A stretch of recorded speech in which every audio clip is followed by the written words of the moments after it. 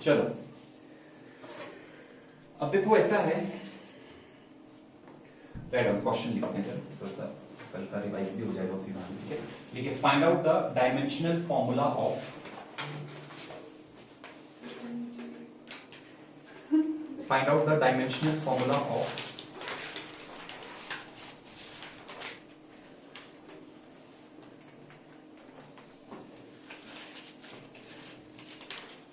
number first is kinetic energy, number second is potential energy, number third is work, number fourth is torque, number fifth is power, number sixth is let us take it as solar energy. यहां से simple simple है, लेकिन यहां से भी कुछ concept निकालेंगे जरा हमने, कुछ इंपॉर्टेंट कॉन्सेप्ट्स यहां से लिखेंगे। ठीक है, जैसे काइनेटिक एनर्जी है। अच्छा, किसी भी चीज का डायमेंशनल फॉर्मूला निकालना हो तो हमें उसका फॉर्मूला पता होना चाहिए। तो फॉर्मूले से आप लोगों को पता है कई चीजों के, इनमें से सभी के फॉर्मूले आपको पता होंगे। इनफैक्ट जैसे मैं फटाफट से बताता हूं, जैसे काइनेटिक एनर्जी का डायमेंशनल फॉर्मूला क्या होता है, हाफ एम वी स्क्वायर, सबको पता है। अगर हमें इसका डायमेंशनल फॉर्मूला निकालना है तो काइनेटिक एनर्जी का जो डायमेंशनल फॉर्मूला है वो हाफ तो डायमेंशन लेस होता है, हाफ का कोई है नहीं सिग्निफिकेंस, हाफ का कोई भी वैल्यू नहीं है। ठीक है, तो डायमेंशन लेस है। अच्छा, जो चीज डायमेंशन लेस है हाफ, उसको हम लिखते हैं m0 l0 p0। ये जो पावर्स होती है ना, ये पावर्स होती हैं डायमेंशंस, ये हमने कल किया था, और ये पूरा एक्सप्रेशन होता है dimensional formula. m is the mass का dimensional formula m, v is velocity होता है lt -1, और उसका भी पूरा पावर हमने कर दिया 2। इसको सिंपलीफाई कर देते हैं, एनीथिंग टू पावर 0 इज 1, तो ये तो खत्म 1, तो यहां पे आ जाएगा m और ये 2 अंदर आएगा, l की पावर भी 2 और t की पावर आ जाएगी -2। तो basically you can write it like this, ml2 t -2। This is the dimensional formula of the kinetic energy. ठीक है भाई। अच्छा, काइनेटिक एनर्जी के बाद पोटेंशियल एनर्जी उठाते हैं। पोटेंशियल एनर्जी का सबसे सिंपलेस्ट फॉर्मूला mgh है। वैसे तो कई टाइप की होती है पोटेंशियल एनर्जी, लेकिन सबसे सिंपल फॉर्मूला mgh है। अच्छा, अगर हमारे को पोटेंशियल एनर्जी का डायमेंशनल फॉर्मूला लिखना है तो मास का लिखना पड़ेगा। मास तो चलो m होता है, ये जो g होती है, g is acceleration due to gravity, means it is a kind of a acceleration basically, और तो कुछ भी नहीं है। एक्सेलरेशन का क्या होता है, lt -2 होता है। ठीक है, तो ये हो जाएगा lt -2, और h का भी l होता है। तो इतना सिंपल, मैंने कुछ कॉन्सेप्ट सिखाने के लिए, अभी यहां से कुछ कॉन्सेप्ट निकल के आएगा, तो हम फटाफट से निकाल लेते हैं इनको। ठीक है, ml2 t -2 आ गया। अच्छा, पोटेंशियल एनर्जी के बाद अब आया वर्क। वर्क का फॉर्मूला भी सबको पता है, फोर्स इंटू डिस्प्लेसमेंट होता है। फोर्स का डायमेंशनल फॉर्मूला क्या होता है, ml t -2 होता है। s is distance is l। तो अगर आप देखोगे तो ये भी आपके पास ml2 t -2 आ गया। अगर आप ध्यान से देखो, तीनों का सेम आया, 1 2 3, तीनों का सेम आ गया। इनफैक्ट चौथा जो कि टॉर्क है, उसका भी सेम है। टॉर्क का फॉर्मूला क्या होता है, simplest formula, force into perpendicular distance. ये होता है force into perpendicular distance. So force into r perpendicular is the perpendicular distance. Force का यही है mlt -2, तो mlt -2 और perpendicular distance is basically length. तो क्या बना, ये बना आपके पास ml2 t -2। मुद्दा क्या है, चारों का सेम आ गया। ये पहली 4 क्वांटिटीज का सेम कैसे आ गया, यहां से हम कॉन्सेप्ट उठाएंगे बेसिकली। ठीक है, this is not just question है ना, यहां से हमारा कॉन्सेप्ट निकल के आएगा। अच्छा, काइनेटिक एनर्जी और पोटेंशियल एनर्जी तो आप आराम से कह सकते हो कि sir these are the different forms of energy. Energy की ही अलग अलग फॉर्म्स हैं, तो इसीलिए उनका सेम आ रहा है। तो ये बिल्कुल यही पहला कॉन्सेप्ट यही है कि अगर हमारे पास कोई फिजिकल क्वांटिटी कई फॉर्म्स में एग्जिस्ट करती है, जैसे कि एनर्जी होती है, एनर्जी के वेरियस फॉर्म्स है, kinetic energy, potential energy, mechanical energy, electrostatic energy, heat energy, internal energy, मतलब बहुत सारी फॉर्म्स है, पता ही है आपको, हम जो पढ़ते रहते हैं फिजिक्स केमिस्ट्री में एनर्जी की डिफरेंट फॉर्म्स पढ़ते रहते हैं। इसका मतलब है वो सारी एनर्जीज की का डायमेंशनल फॉर्मूला ml2t-2 होगा। इनफैक्ट ये जो सोलर एनर्जी है इसके लिए कोई फॉर्मूला नहीं है, लेकिन क्योंकि ये भी एक एनर्जी की ही फॉर्म है तो इसका डायमेंशनल फॉर्मूला भी ml2t-2 ही होगा। लेकिन मुद्दा ये है कि ये वर्क का क्यों हो गया एनर्जी के बराबर? Any reasons for that? Because work and energy are interconvertible. जैसे हम वर्क एनर्जी थ्योरम पढ़ते हैं, work done by all the forces is equal to change in kinetic energy, work can be converted into energy. ठीक है, तो work is a different physical quantity, energy is a different physical quantity. हाँ, ये energy, ये energy, ये energy, ये तीनों energy तो सेम फिजिकल क्वांटिटी है। तो यहां पर एक और चीज सीखने को मिली कि अगर कोई एक फिजिकल क्वांटिटी दूसरी फिजिकल क्वांटिटी में कन्वर्टेबल है, जैसे कि वर्क एनर्जी में कन्वर्टेबल है, तो उसका डायमेंशनल फॉर्मूला सेम होगा। तो वर्क और एनर्जी भी हमने मान लिया कि सेम है, लेकिन टॉर्क तो का तो कोई लेना देना नहीं है, ना तो वर्क से ना एनर्जी से। Torque is a very independent thing. ठीक है, टॉर्क को आप वर्क या एनर्जी में कन्वर्ट नहीं कर सकते, उसका भी सेम आ रहा है। इसका मतलब क्या होगा? इसका मतलब ये हो गया कि डिफरेंट फिजिकल क्वांटिटीज के भी सेम डायमेंशनल फॉर्मूले हो सकते हैं। ऐसा नहीं है कि सेम फिजिकल क्वांटिटीज के ही सेम डायमेंशनल फॉर्मूले होंगे, ऐसा हो सकता है। ऐसे कई एग्जांपल्स अभी आगे चल के हम करेंगे जिसमें फिजिकल क्वांटिटीज एकदम अलग अलग होंगी और उनके डायमेंशनल फॉर्मूले सेम आ जाएंगे। जैसे एक स्ट्रेस है, वो डायमेंशन लेस होता है, सॉरी स्ट्रेन है, डायमेंशन लेस होता है। और दूसरा अपने पास है एंगल आगे चल के हम पढ़ेंगे, वो भी डायमेंशन लेस होता है, लेकिन दोनों अलग अलग है। ठीक है, तो दो बड़ी इंपॉर्टेंट चीजें यहां से निकल के आ रही हैं। वो क्या निकल के आ रही है? लिखो, नोट डालो। Note number 1, if a physical quantity exists in many forms,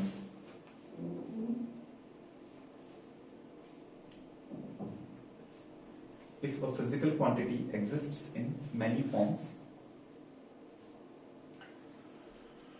then all the forms have same dimensional formula. All the forms have same dimensional formulae.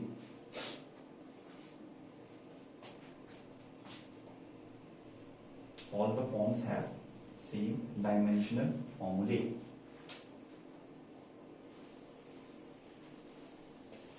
Example, जो सबसे पहला एग्जाम्पल तो ये ले लो आप। दो एग्जाम्पल्स कर लेते हैं, इसमें वैसे बहुत सारे एग्जाम्पल्स बनाए जा सकते हैं, ठीक है, लेकिन वी कैन हैंडल 2 एग्जाम्पल्स। तो पहला एग्जाम्पल तो आप एनर्जी ही कर लो। एनर्जी में बहुत सारी फॉर्म्स होती है, काइनेटिक एनर्जी होगी, पोटेंशियल एनर्जी तो हमने यहाँ पे कर ली। मान लो आपके पास है विंड एनर्जी है, मान लो आपके पास है टीई थर्मल एनर्जी है, और मस्कुलर एनर्जी कोई फॉर्मूला नहीं होगा, कुछ भी लिख दो। एनर्जी बहुत सारी टाइप, हीट एनर्जी वगैरह, कितनी फॉर्म्स होती है एनर्जी की, तो बहुत सारी। ठीक है, अच्छा एक और एग्जांपल होता है फोर्स। फोर्स भी बहुत सारे टाइप का होता है। ठीक है, जैसे ग्रेविटेशनल फोर्स है, इलेक्ट्रोस्टैटिक फोर्स है, न्यूक्लियर फोर्स है। हमने डिफरेंट टाइप के फोर्सेस तो पढ़ी है, ठीक है, तो वो सब है, वो सबके डायमेंशनल फॉर्मूले भी सेम होंगे। ठीक है, तो पहला नोट तो ये हो गया कि अगर कोई एक फिजिकल क्वांटिटी अलग अलग फॉर्म्स में एग्जिस्ट करती है तो उन सभी फॉर्म्स के डायमेंशनल फॉर्मूले सेम होंगे। पहली बात ये होगी। अच्छा, दूसरी बात, नोट नंबर 2 लिखिए, जो कि हमें यहां से सीखने को मिली कि टॉर्क का भी सेम आ रहा है जबकि टॉर्क अलग है। ठीक है, तो नोट नंबर 2 लिखिए, 2 different physical quantities, 2 different physical quantities may have 2 different physical quantities may have same dimensional formulae. 2 different physical quantities may have same dimensional formulae. तो भाई ये भी पॉसिबल है।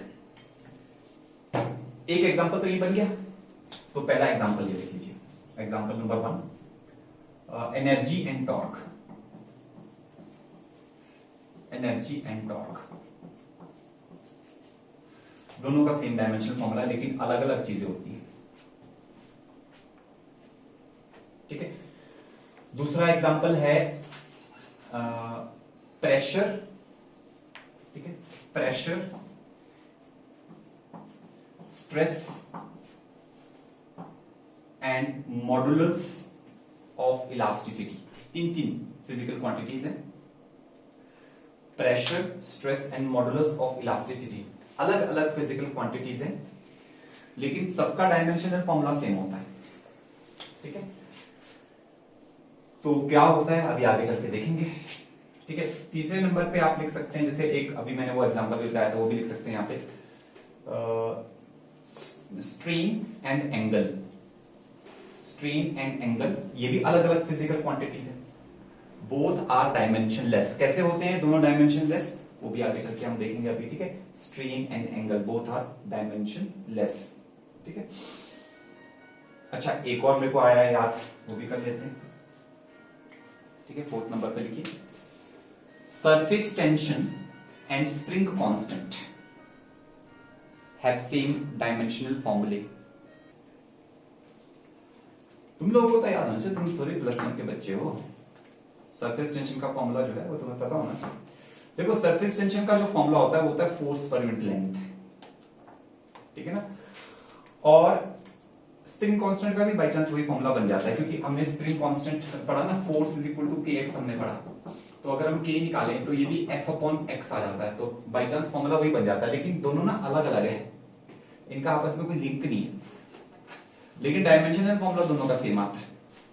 कितना आता है वो भी मैं एक चार्ट बनवाने वाला हूं। तो यहाँ पे हम क्या चीज सीखे, ये सिंपल सा एग्जांपल था। अच्छा, पावर का भी निकाल ही लेते हैं। पावर का क्या होगा, पावर का होगा वर्क अपॉन टाइम, ये हो जाएगा। वर्क का डायमेंशनल फॉर्मूला क्या है, जो एनर्जी का है, तो ml2 t-2 अपॉन टाइम हो जाएगा t, ये ऊपर जाएगा तो ये बन जाएगा ml2 t-3। तो पावर का डिफरेंट आ गया, क्योंकि ये डिफरेंट फिजिकल क्वांटिटी। तो जनरली होता यही है कि डिफरेंट फिजिकल क्वांटिटीज के डिफरेंट ही डायमेंशनल फॉर्मूले होंगे, जनरली यही होता है। बट मैंने आपको क्या मे लिखा है ना, मे हैव, है ना, मे को अंडरलाइन कर लो, ये हमेशा रूल नहीं है, ठीक है। जनरल रूल तो ये कि डिफरेंट फिजिकल क्वांटिटीज में always have a different dimensional फॉर्मूले, ठीक है। But different physical quantities may have the same dimensional formula. This is the general rule. This is the exceptional rule, ठीक है। तो ये example just to search out this, ये जो भी हमारे पास थे इनके लिए हमने ये किया था, ठीक है। अब ऐसा करते हैं, ठीक है, कुछ स्टैंडर्ड डायमेंशनल फॉर्मूले जो है जो कि आपको याद करने हैं, ठीक है। फिजिकल क्वांटिटीज हमने कल बात की थी, बहुत सारी होती है, 80-90 के आसपास होगी, +1 +2 फिजिक्स केमिस्ट्री सब जोड़ करके, ठीक है। उससे भी थोड़ी ज्यादा भी हो सकती है, ठीक है। तो उतने सारे याद नहीं करने, लेकिन हम 20-25 ऐसी फिजिकल क्वांटिटीज है जो हमें याद होनी चाहिए, उसमें से कुछ आपको याद भी हो गया इनफैक्ट, ठीक है। तो हम एक टेबल बनाएंगे यहाँ पे, और उस टेबल में हम जो है फिजिकल क्वांटिटी का नाम लिखेंगे, उसका डायमेंशनल फॉर्मूला, और फिर उसके डायमेंशंस भी लिख देंगे, डायमेंशंस। तो आप लोग भी एक टेबल बनाएंगे, उस टेबल में फर्स्ट कॉलम ज्यादा बड़ा नहीं होगा, that will be like this, और बीच वाला कॉलम ये थोड़ा ज्यादा बड़ा होगा, उसके बाद 2 कॉलम्स और बनेंगे, बस 4 कॉलम्स बनेंगे। बीच वाला कॉलम जो है second column, that should be little bigger, ठीक है। यहां से ऐसे करके लाइन खींच दीजिए, और यहाँ पे कॉलम में सबसे ऊपर लिख लीजिए फिजिकल क्वांटिटी।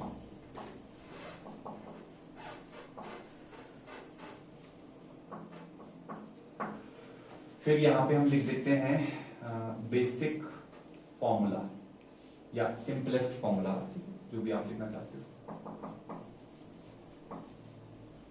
और थोड़ा सा यहाँ पे कैलकुलेशंस भी कर सकते हैं हम, ना, कर लेंगे, ठीक है। यहाँ पे डायमेंशनल फॉर्मूला क्या बन के आया,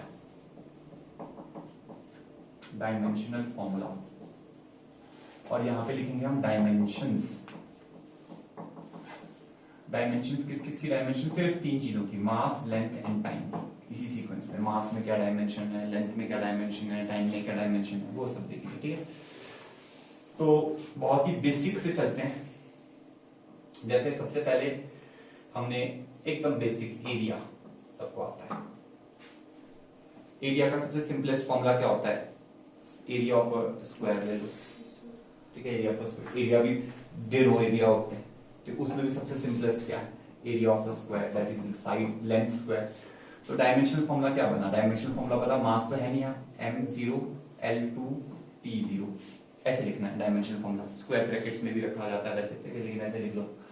डायमेंशंस क्या है, डायमेंशंस में आपको पावर्स 0 2 0 ये पावर्स है, जो पावर्स है they are called as the dimensions, ठीक है, तो ये ऐसे करके आ गया।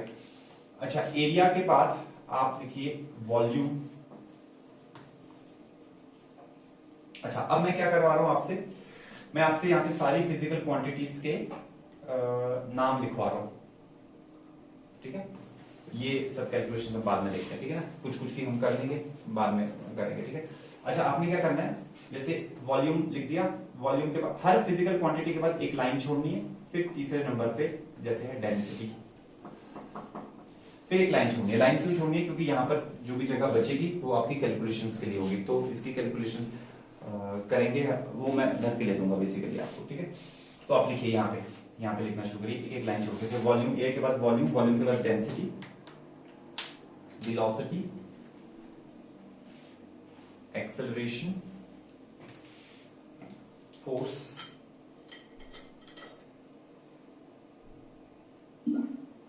Energy, work,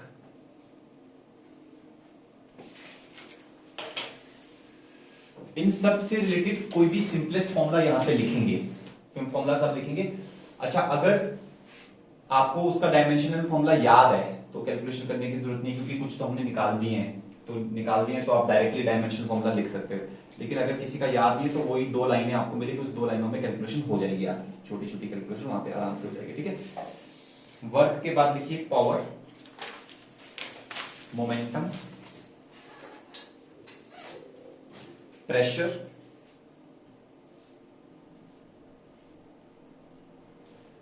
gravitational constant capital G,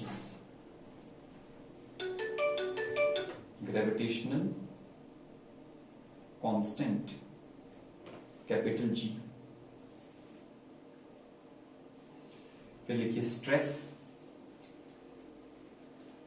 फिर लिखिए स्ट्रेन,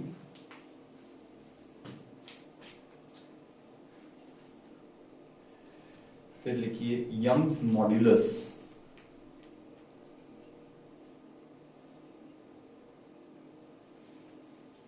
फिर लिखिए कोफिशिएंट ऑफ विस्कोसिटी,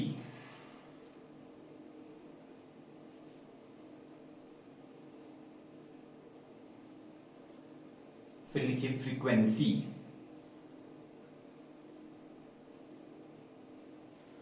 फिर लिखिए Planck's constant,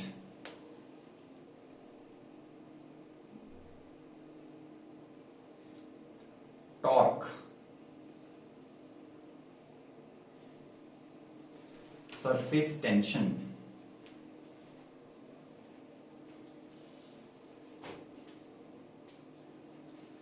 moment of inertia,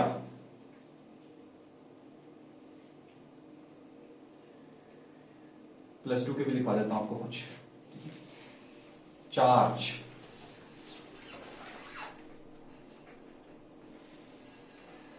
electric field,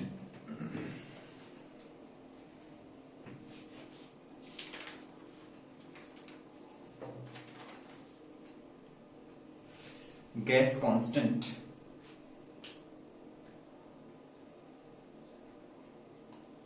Stephen's constant,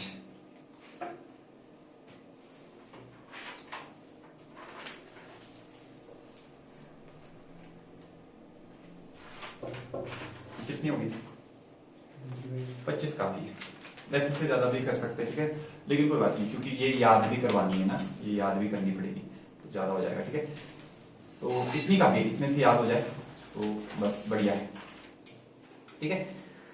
अच्छा, अब क्या है, अच्छा देखो, इसमें से अब आप लोगों ने +1 +2 किया, तो मैं ये चाहूंगा कि आप लोगों को फॉर्मूले तो नाम तो सुने होंगे, पहली बार तो नहीं साक्षी, फर्स्ट टाइम है, नाम तो सुना होगा ना इन सब चीजों का, फॉर्मूले तो चलो सबके याद नहीं होंगे। तो what is your work is that you have to at your home you have to search all of them, ठीक है। और आपने डायमेंशनल फॉर्मूला टेकना नहीं है, सिर्फ आपने क्या करना है, आप एक बेसिक सा फॉर्मूला जो भी है, जैसे कई चीजों के बहुत सारे फॉर्मूले हो जाते हैं, जैसे फोर्स ही है, अब फोर्स के लिए आपके पास कई फॉर्मूले हैं, जैसे G m1 m2 upon r square, एक फॉर्मूला है। अच्छा, फिर फोर्स के लिए आपके पास है 1 upon 4 pi epsilon not into q1 q2 upon r square. या फिर मैग्नेटिक फोर्स ले लेंगे तो उसके लिए हमारे पास उसके भी QVB एक फॉर्मूला है, I, मतलब इतने फोर्सेस है, फालतू का फॉर्मूला नहीं उठाना। फोर्स के लिए कौन सा फॉर्मूला हमने उठाया था, F is equal to ma, सबसे लल्लू फॉर्मूला ढूंढना है, ठीक है। क्योंकि जितना फालतू का फॉर्मूला उठाएंगे, इस सब को करेंगे ना, यहाँ सबसे आता है, सबसे आएगा फोर्स का डायमेंशनल फॉर्मूला भी, लेकिन वो सब टाइम वेस्ट हो जाएगा, ठीक है। तो डायमेंशनल फॉर्मूला जब भी किया जाता है तो हम सबसे लोवेस्ट ऐसा फॉर्मूला यूज करते हैं जिसमें ज्यादा कैलकुलेशन ही ना हो, तो ऐसा फॉर्मूला सिलेक्ट करना है आपने, और वो फॉर्मूला यहाँ पे लिखना है आपने, और उसके बाद यहीं पे आपने कैलकुलेशंस करनी है, और फिर यहाँ पे ऐसे चार्ट बनना है। जैसे मैं आपको एक करके बताता हूँ, ठीक है। जैसे ग्रेविटेशनल कांस्टेंट मैंने बोला, ये फॉर्मूला लगता है उसमें, तो ग्रेविटेशनल कांस्टेंट का मैं आपको करके बताता हूँ, ठीक है। यहाँ पे तो जो भी सीक्वेंस में था, ठीक है। तो ग्रेविटेशनल कांस्टेंट के लिए हमारे पास फोर्स का फॉर्मूला है, force is equal to G into m1 into m2 upon r square. तो ये फॉर्मूला आपने बाई चांस ढूंढ लिया, ठीक है, या फिर आपको याद है, ठीक है। तो आप क्या करेंगे, आप यहां से G की वैल्यू भी निकाल सकते हैं, तो G की वैल्यू आ जाएगी F into r square upon m1 m2, ठीक है। G की वैल्यू निकाल दी, F into r square upon m1 m2। Force का हमें जो फोर्स है वो हम यहाँ पे निकाल चुके होंगे, ठीक है। इस तरीके से आपको बताया गया कि पिछली वाली क्वांटिटीज यूजफुल रहेगी आपके लिए। तो फोर्स का आपके पास हो गया ml t माइनस 2, ये हो गया लेंथ स्क्वायर, मास हो गया m इंटू m, एक m से एक m कैंसिल, ठीक है। फिर ये m ऊपर जाएगा, ये बन जाएगा m minus 1 L2 and L, this will be L3 and t minus 2। इस तरीके से आपने निकालना है। तो जितने भी हैं वो दो लाइनों में कैलकुलेशन संभव है, लेकिन आपके लिए अगर असंभव लग रही है तो आप रट में कर लेना, वैसे संभव है, ठीक है। इसलिए मैंने दो लाइनें वहां पे चढ़वाई है, ठीक है।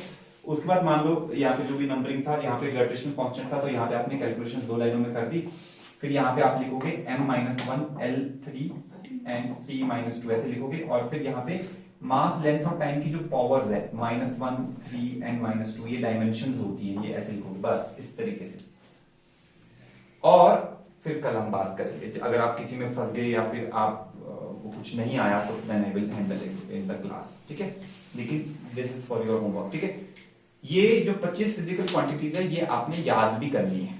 क्या याद करनी है, इसके ये और ये पूरा पूरा टेबल बेसिकली आपने याद करना है, that will be very helpful in the coming classes, ठीक है।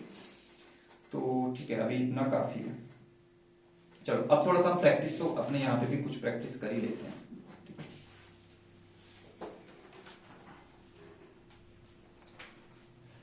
ठीक है, यहाँ के लिए हम दूसरे, अच्छा कुछ तो यहाँ पे कॉमन भी हो जाएगी, ठीक है।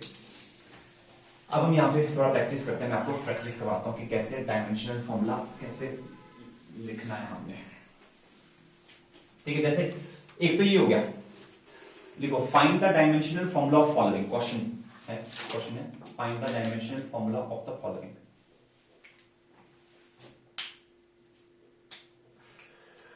उसमें नंबर फर्स्ट तो यही हो गया, gravitational constant capital G, symbol is sufficient for you ना, यहाँ पे ये मैंने निकाल के रख दिया कैपिटल G का, ठीक है। Second is capital R, capital R किसका सिंबल होता है,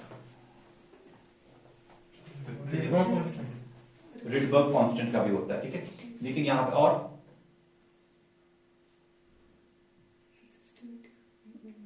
अरे भाई तुम जो पढ़ा रहे अभी केमिस्ट्री में इवनिंग क्लासेस में, गैस कांस्टेंट, ठीक है। तो सिंबल्स, ठीक है, तो ये गैस कांस्टेंट है, सेकंड नंबर पे गैस कांस्टेंट है, ठीक है। तो गैस कांस्टेंट है तो हमें इससे रिलेटेड कोई फॉर्मूला देखना पड़ेगा। कौन सा फॉर्मूला है बताओ, PV is equal to nRT, तो PV is equal to nRT। अच्छा, P इज प्रेशर, प्रेशर क्या होता है, फोर्स अपॉन एरिया, सबसे सिंपल फॉर्मूला, सबसे सिंपल फॉर्मूला प्रेशर का क्या होता है, फोर्स अपॉन एरिया। फालतू का फॉर्मूला नहीं उठाना कुछ भी, नहीं तो तुम अपनी कैलकुलेशन बढ़ाओगे आंसर तो आ ही जाएगा। ठीक है, इसलिए मैं बोल रहा हूं सबसे जो सिंपलेस्ट फॉर्मूला है वही उठाना।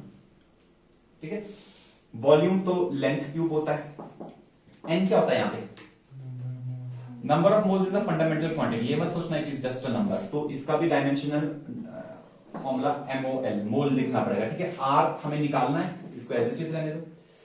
टेम्परेचर का डायमेंशनल फॉर्मूला होगा K for kelvin, fundamental physical quantity है टेम्परेचर, तो K फॉर केल्विन। ठीक है, फोर्स और एरिया सब पता है हमारे को। फोर्स का क्या होता है, फोर्स का होता है mL/T-2, एरिया का होता है L², और यहां पे आ जाएगा L3, और यहां पे आ जाएगा mole into kelvin into R. अब थोड़ा सा सिंप्लीफाई करेंगे हम। देखो ये L² से ये L² कैंसिल, यहां पे 1 आ गया, ये बन जाएगा आपके पास mL²T-2। ये मोल और ये K दोनों लेफ्ट हैंड साइड में ले आओ, तो मोल और K नीचे आएंगे, फिर ऊपर जाएंगे, तो ये बनेगा आपके पास mole inverse and kelvin inverse, mL/T-2 mole inverse kelvin inverse. तो ये आ गया हमारे पास डायमेंशनल फॉर्मूला किसका, कैपिटल R गैस कांस्टेंट का। ज्यादातर डायमेंशनल फॉर्मूले ML और T में ही हो जाएंगे आपके। ठीक है, ये एक थोड़ा एक्सेप्शनल था तो ये मैंने यहीं पे करा दिया। ठीक है, उसके अलावा एक दो जो +2 के हैं, 2-3 लिखे हैं +2 के, उसमें थोड़ा करंट वरंट आ जाएगा। Current is the fundamental quantity, तो करंट आ जाएगा, जैसे चार्ज और इलेक्ट्रिक फील्ड लिखवाया ना मैंने आप लोगों को। ठीक है, उस तरीके से। अच्छा, थर्ड नंबर पे आ जाइए। Third number is our sigma. Sigma is Stefan's constant. अभी स्टीफन्स कांस्टेंट क्या बला है भाई, मैसेजेस चले कि जो कोरोना टाइम में जो इंजीनियर्स एंड डॉक्टर्स बन रहे हैं उनकी क्या हालत होगी, मतलब आता तो कुछ होगा नहीं। वैसे तुम्हारा भी बनाया जाता है कि भैया फिजिकल क्वांटिटी के नाम ही आप पता नहीं कि ये कौन से चैप्टर का नाम बता दो बस, स्टीफन्स कांस्टेंट कौन से चैप्टर में। तो तुम्हारी लाइफ में फर्स्ट टाइम आ गया ये। ठीक है, 2 साल से नहीं आया। तो स्टीफन्स कांस्टेंट होता है अपना हीट एंड थर्मोडायनेमिक्स पूरा यूनिट है, उसमें एक चैप्टर है हीट ट्रांसफर। नाम सुना है?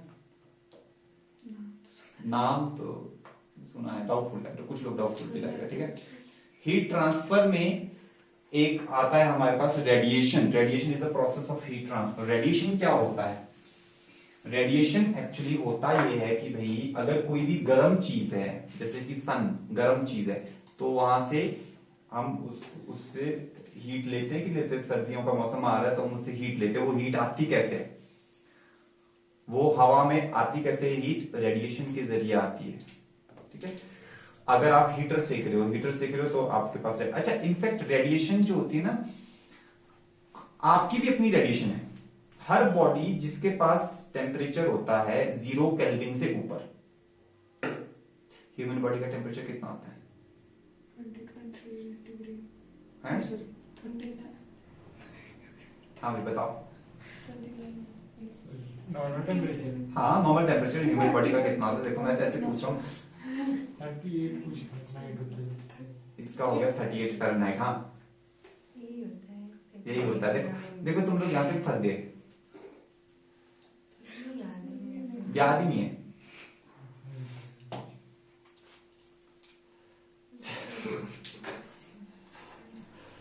भाई वो होता है सेल्सियस में, 37 डिग्री सेल्सियस या 98.4 डिग्री फ़ारेनहाइट। अच्छा, मैं क्या कह रहा था, मैं ये कह रहा था कि हाँ, तो कोई भी जैसे आपके पास भी कुछ टेम्परेचर है ना, तो वो टेम्परेचर की आप भी रेडिएट कर रहे हो energy, you are also radiating energy. ठीक है, तो 0 केल्विन से ऊपर सारी इस यूनिवर्स में जितनी भी ऑब्जेक्ट्स है सभी 0 केल्विन से ऊपर की है, जो हम जानते हैं बेसिकली। तो इसका मतलब है हर चीज रेडिएट कर रही है। तो स्टीफन एक साइंटिस्ट था, उसने एक फंडा दिया, उसने बोला कि भाई हर चीज रेडिएट करती है जिसका टेम्परेचर 0 केल्विन से ऊपर हो, और जो वो एनर्जी रेडिएट करती है दैट एनर्जी रेडिएटेड, है ना, per unit area per unit time, energy radiated per unit area per unit time, it is directly proportional to 4th power of the temperature of that body. ऐसा बोला, किसने बोला? Stephen's ने बोला। तुम लोगों के लिए एकदम नया है, मैं जान गया हूँ, ठीक है, लेकिन ये है, आगे चल के हम बहुत डिटेल में इसको पढ़ेंगे, ठीक है। तो यहाँ पर जो है, यहाँ पे जो कांस्टेंट आता है उसका नाम उसने अपने नाम पे दिया। साइंटिस्टों का काम ये होता था, कांस्टेंट अपने नाम पे रख लेते थे, अमर हो गया, नाम अमर हो गया, ठीक है। तो स्टीफेंस कांस्टेंट ये होता है, ठीक है। तो अगर हमें इसका डायमेंशनल फॉर्मूला निकालना है तो कैसे निकालेंगे भैया, ये डेल्टा क्यू जो है ये एनर्जी है, ये एरिया है, ये पर यूनिट टाइम है, ये टाइम है, वो टेम्परेचर है। एनर्जी का डायमेंशनल फॉर्मूला अभी अभी हमने सीखा mL2T-2। एरिया का हमें पता है L2 होता है, टाइम का होता है कैपिटल T। अच्छा ये कंफ्यूज मत होना, ये भी कैपिटल T, ये भी कैपिटल T, ठीक है। तो या तो आप इसको थीटा भी लिख सकते हो टेम्परेचर को ना, या मैं T डैश लिख देता हूँ, चलो फिलहाल वो वाला T डैश वो टेम्परेचर है, वो टेम्परेचर या थीटा से भी कई बार रिप्रेजेंट करते हैं। तो चलो अभी तो हम इसको K लिख देंगे ना, K की पावर 4,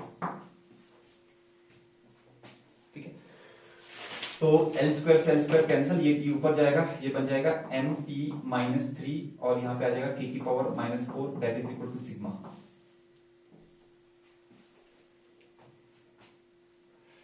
तो जो हमारे पास ये है स्टीफेंस कांस्टेंट, ठीक है, स्टीफेंस कांस्टेंट का डायमेंशनल फॉर्मूला ऐसे आ जाएगा इस तरीके से, ठीक है। चलिए और करते हैं जरा प्लैंक्स कांस्टेंट H।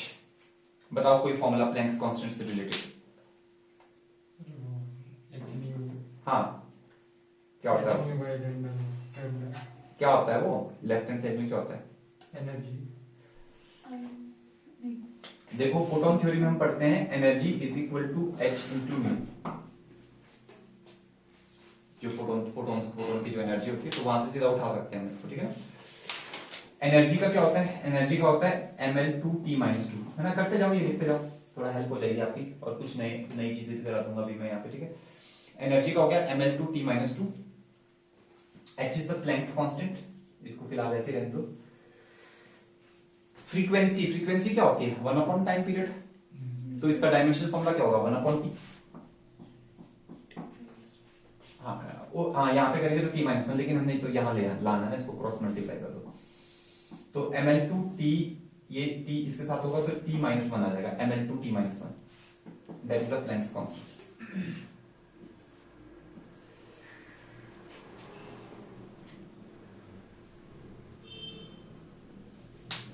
हाँ देखो ये डायमेंशनल फॉर्मूला एक और चीज का होता है प्लैंक्स कांस्टेंट, ठीक है। जैसे मैंने वहां पे हमने एक वो एग्जांपल किया ना कि भाई प्लैंक्स की दो डिफरेंट फिजिकल क्वांटिटीज का डायमेंशनल फॉर्मूला सेम हो सकता है, ठीक है। ये प्लैंक्स कांस्टेंट है। अब एक और फिजिकल क्वांटिटी है, उसका नाम है एंगुलर मोमेंटम, वही कर लेते हैं नेक्स्ट, हमारा एग्जांपल वहां पे जुड़ जाएगा। 5th नंबर पे आ जाओ, एंगुलर मोमेंटम।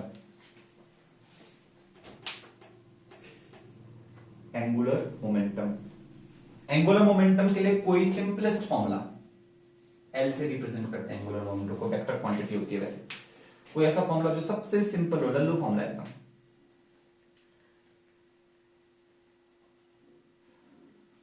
MVR का नाम सुना है, MVR सबसे सिंपल फॉर्मूला, ठीक है। अब देखो मैं आप लोगों को ये चीज समझाना चाह रहा हूं, आप लोग चीजों को ना याद नहीं करते हो, याद करना बहुत जी, हाँ वो भी है, वो एंगुलर मोमेंटम पोस्टुलेट है जो बोहर थ्योरी का, ठीक है। तो एंगुलर मोमेंटम इज MVR। तो यहां पर जो है m जो है मास, velocity is LT-1 and r is L, so basically it will be mL2T-1, so you can see that it is coming out as same। और बोहर्स एंगुलर मोमेंटम पोस्टुलेट आपको पता ही है, angular momentum is equal to integral multiple of h/2π, integral n/2π is constant, so L and h they are directly proportional, but L and h are different physical quantities, they are not the same physical quantities। Angular momentum as well as the Planck's constant, they are very different physical quantities, okay। तो यहां पर हमारे पास ये example दिया गया, वहीं पे चले जाओ, वहां पे जो हमने 4 एग्जांपल लिखे थे, 5वां ये लिख दो, वहां पे लिखे थे कि different physical quantities may have same dimensional formula, वहां पे हमने 4 एग्जांपल लिख दिए थे, 5वां आप लिख दीजिए वहां पे एंगुलर मोमेंटम,